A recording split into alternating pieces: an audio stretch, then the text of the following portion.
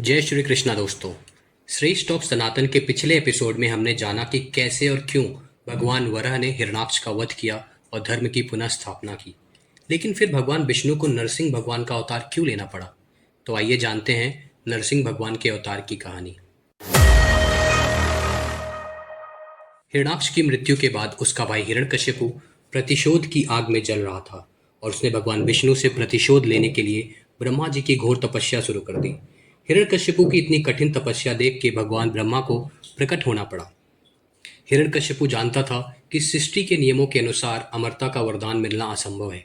इसीलिए उसने अपने भाई की तरह ही दिमाग चला के एक वरदान कस्टमाइज किया, जो कि उसे लग रहा था ये ऑलमोस्ट इमॉर्टलिटी से कम नहीं है।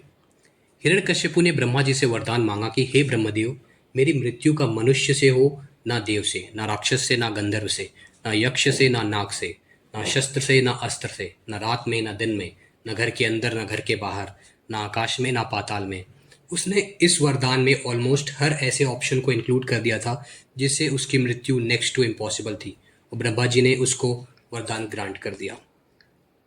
हिरण्यकशिपु जब भगवान ब्रह्मा की तपस्या में लीन था, तब इधर इंद्र ने सोचा सही समय है असुरों पे अटैक करके उन्हें काबू किया जाए, और इंद्र ने असुरों पे अटैक करके उन्हें पाताल लोक भगा दिया और हिरण्यकशिपु की पत्नी कयाधु को बंदी बना लिया। लेकिन कयाधु उस समय गर्भवती थी, इसलिए देवर्षि नारद उसे अपने साथ अपने आश्रम ले गए और कुछ दिनों बाद कयाधु ने हिरण्यकशिपु के पुत्र प्रहलाद को जन्म दिया और देवर्षि नारद ने उसे शिक्षा दी। नारद जी के आश्रम का माहौल बहुत ही नारायणी था, मतलब चारों तरफ पूजा पाठ, हवन और भगवान विष्णु का भजन होता रहता था।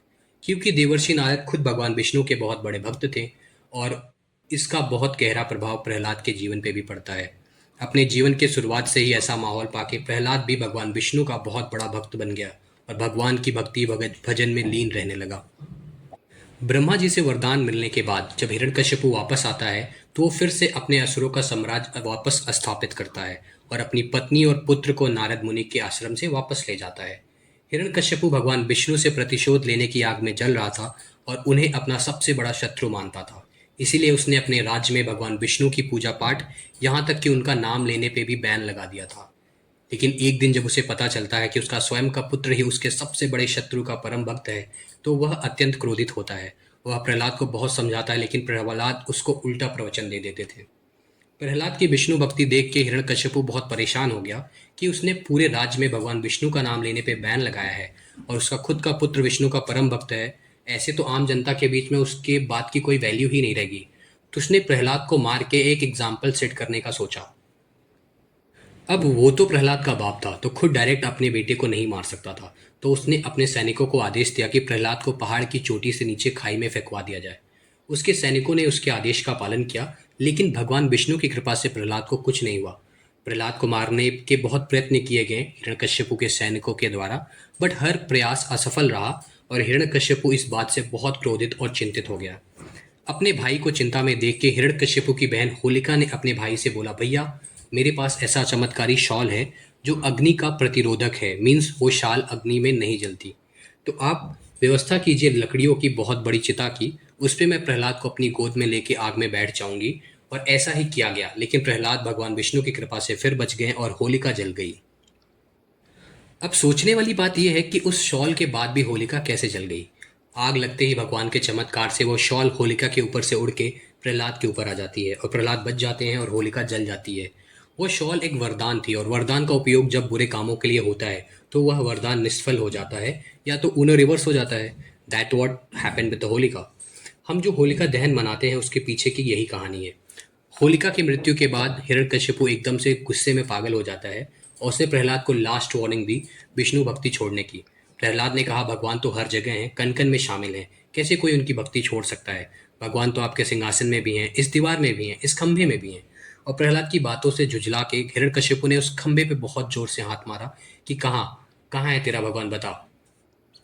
फिर उस खंभे में से अचानक से विस्फोट होता है और उसके अंदर से एक बहुत ही क्रोधित और भयानक सी आकृति निकलती है, जिसका धड़ शेर का और बाकी शरीर मनुष्य का होता है। और इस रूप को ही हम नरसिंह अवतार कहते हैं। भगवान नरसिंह का जन्म ही प्रहलाद पे हुए जुल्मों का प्रतिशोध लेने के लिए हुआ था, तो उनके अंदर बहुत क्रोध और वेंजेंस था जो उन्हें और भयानक और ब्रूटल बनाता है। नरसिंह भगवान ने हिरण्यकश्यपु को उठाया और उसे दरवाजे की चौखट पे ले गए। वहां उसे अपनी जांघों पे रख के अपने नाखूनों से उसको फाड़ के उसका वध कर दिया। अब सोचिए ऐसा वरदान मिलने के बाद भी उसका वध कैसे संभव हुआ। आप कितना भी धूर्तपना और चालाकी कर ले, लेकिन कुछ ना कुछ लूप होल आपसे छूट ही जाएगा अगर आपका इंटेंशन खराब है तो। हिरण्यकश्यपु का वध ना किसी देव ने किया, ना किसी मनुष्य ने, ना राक्षस ने, ना गंधर्व ने, ना यक्ष ने, ना नाग ने, ना शस्त्र ना अस्त्र से, क्योंकि नाखून शस्त्र और अस्त्र में नहीं आते हैं, न रात में न दिन में, क्योंकि इसकी मौत का समय दोपहर और शाम के बीच का था, न घर के अंदर न घर के बाहर, क्योंकि चौखट ना तो घर के बाहर होती है न घर के अंदर, ना आकाश में ना पाताल में। इसीलिए नरसिंह भगवान ने उसे अपनी गोद में रख के उसका वध किया। आप कितने भी जतन कर लीजिए, लेकिन आपके कर्मों के फलों से आपको कोई नहीं बचा सकता। वो तो आपको मिलने ही हैं, वो किसी भी कीमत पे। तो अपने कर्मों को अच्छा रखिए और मुझे सब्सक्राइब भी कर लीजिए, क्योंकि ये भी एक अच्छे कर्मों में ही आता है। Just kidding. पेड़ पौधे लगाइए क्योंकि इसकी बहुत ज़्यादा ज़रूरत है इस समय। बाकी मिलते हैं नेक्स्ट वीडियो में। हर हर महादेव।